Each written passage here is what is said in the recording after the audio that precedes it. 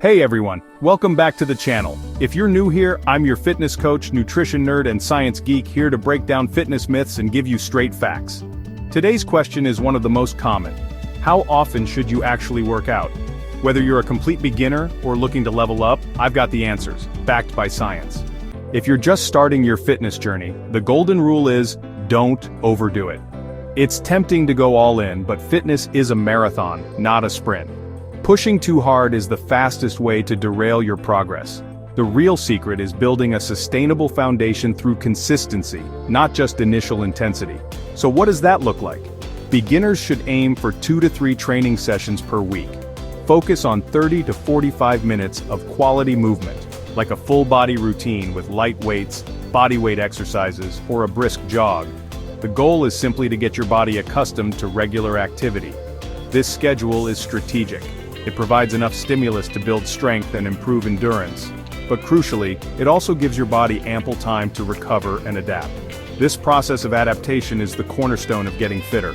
You apply stress, you recover, and you come back slightly stronger for the next session. To understand why, let's look at what happens when you exercise. You're actually creating tiny tears in your muscle fibers. This might sound alarming, but it's a normal and necessary part of muscle building known as hypertrophy. These micro tears are the signal that tells your body it's time to rebuild stronger. And that rebuilding doesn't happen during the workout, it happens during rest. It's during rest that your body repairs those fibers, making them thicker and more resilient.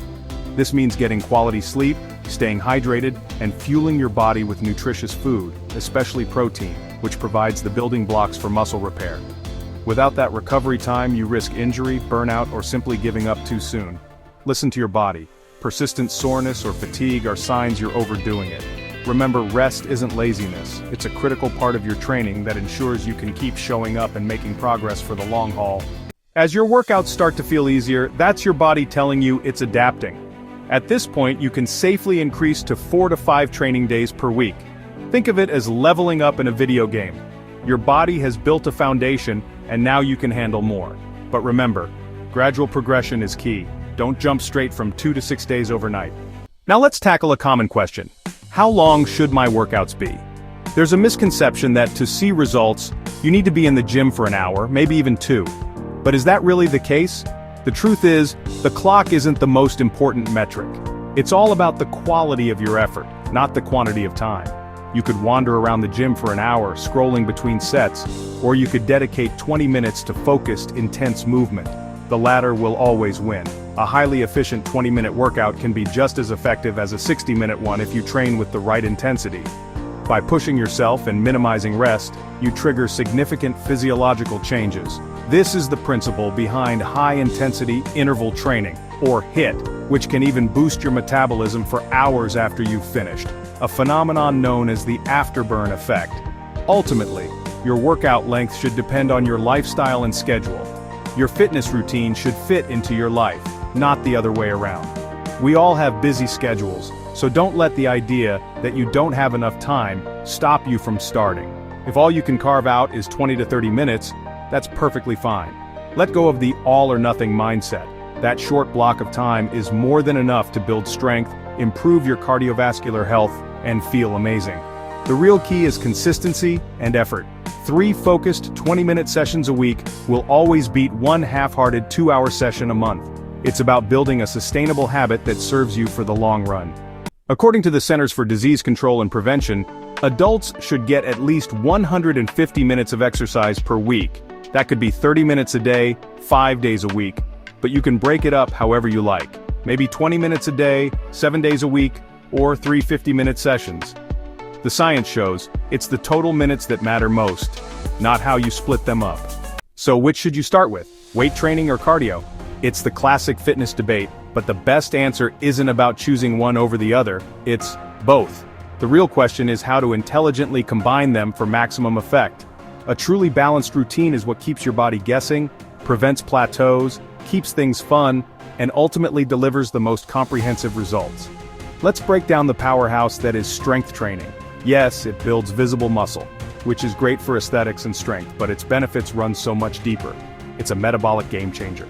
You burn a significant number of calories during the lift, but the magic happens after your workout. This is called the afterburn effect, or EPOC. Your body uses extra energy, burning more calories for up to 24-48 hours to repair muscle fibers and recover. Think of it as your metabolism getting a long-lasting boost. Furthermore, muscle is metabolically active tissue. A pound of muscle burns roughly 3 times more calories at rest than a pound of fat. So, the more muscle you build, the more efficient your body becomes at burning calories around the clock, even when you're just watching TV. And the bonus benefits are life-changing. It strengthens your core and back, leading to better posture and less back pain. It puts productive stress on your bones, signaling them to become stronger and denser, which is crucial for preventing osteoporosis. Plus, by fortifying the ligaments and tendons around your joints, it dramatically reduces your risk of injury in all your daily activities. Now for cardio. This is your heart's best friend. Cardiovascular exercise trains your heart to pump blood more efficiently, which can lower your resting heart rate and blood pressure. It also increases your lung capacity and boosts your overall energy levels. But not all cardio is the same. You have options like low-intensity steady state, or LISS, think a long, steady jog, which is fantastic for building endurance. Then you have high-intensity interval training, or HIIT, short bursts of all-out effort followed by brief rest. HIIT is incredibly time-efficient and creates a significant calorie burn. And what about that fat-burning zone? While it's true that at lower intensities your body uses a higher amount of fat for fuel, higher-intensity workouts burn more calories, which is the key driver for overall fat loss. So, with all these benefits, how do you combine them? If your main goal is building muscle and strength, do your strength training first when your muscles are fresh. If you're training for a marathon, prioritize your cardio. For general health and fat loss, the order is less critical than consistency, but many find lifting first preserves their strength for better form.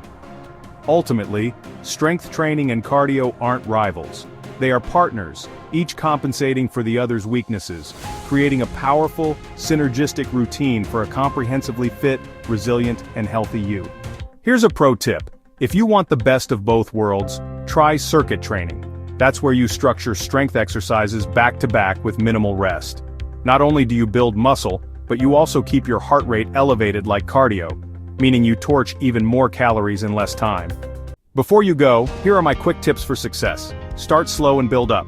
2 to 3 days, then increase when ready. Focus on consistency, not perfection. Prioritize intensity over duration. Even short workouts count. Mix strength and cardio for a balanced, fun routine.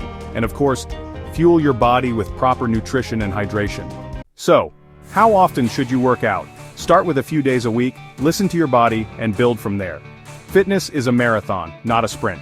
If this video helped you, hit that like button, subscribe, and share it with someone who's just getting started on their fitness journey. Thanks for watching, and I'll see you in the next one.